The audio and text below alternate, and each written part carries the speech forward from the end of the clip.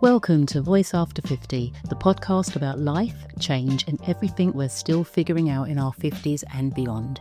I'm Beverley, and each week we'll talk honestly about reinvention, connection, and the joy and challenges of this stage of life. Thanks for being here. Let's dive in.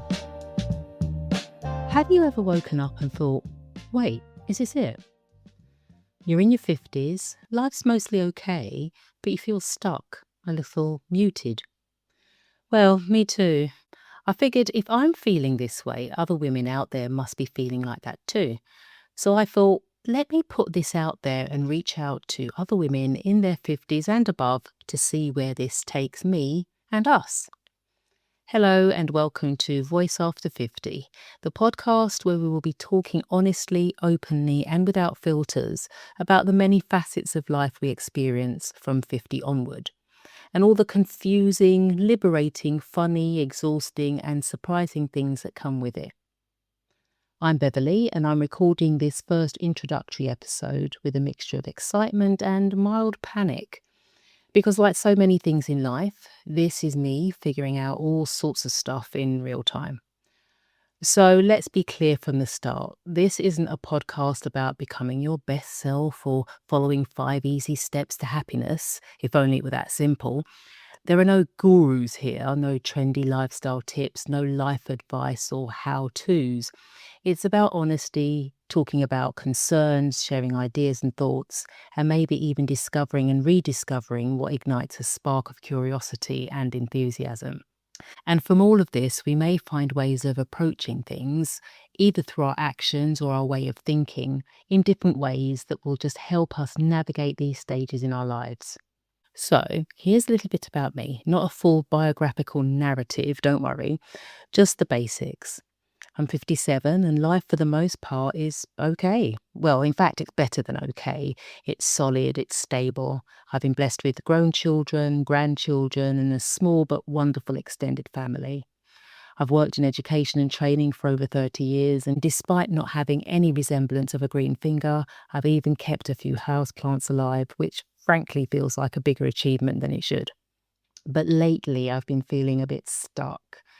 Not unhappy, just muted, like I've been on autopilot for a while and suddenly realised it.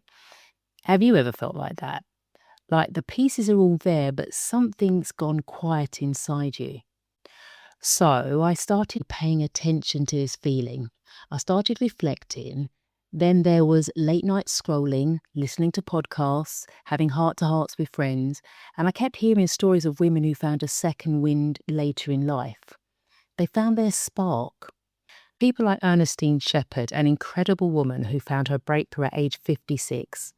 From a fairly inactive lifestyle, she began exercising with her sister, discovered her passion for health and fitness, and became the world's oldest competitive female bodybuilder at age 74.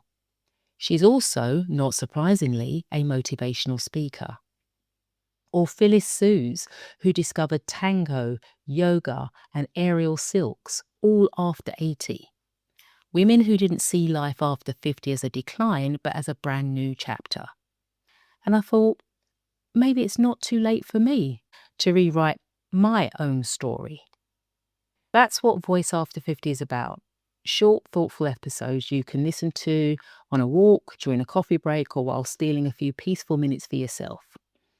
This space is about real talk. And I know that's a buzz phrase at the moment, but what I'm talking about here are things we experience but don't always have space to discuss. Things like the shifting sense of identity when our roles change, after the kids move out, or careers shift, or we simply want more for ourselves. Menopause, not just focusing on the symptoms, but also the unexpected clarity and wisdom it can bring too. The challenge of friendships after 50 and how to nurture old friendships, let go of toxic ones, deal with changing friendship dynamics and building new connections. The weight of caregiving, balancing the needs of aging parents, partners, children, and sometimes grandchildren, while wondering if it's okay to want something for ourselves too. And accepting that we don't have to be everything for everyone. The love-hate relationship with technology, staying connected in a digital world that sometimes moves faster than we'd like.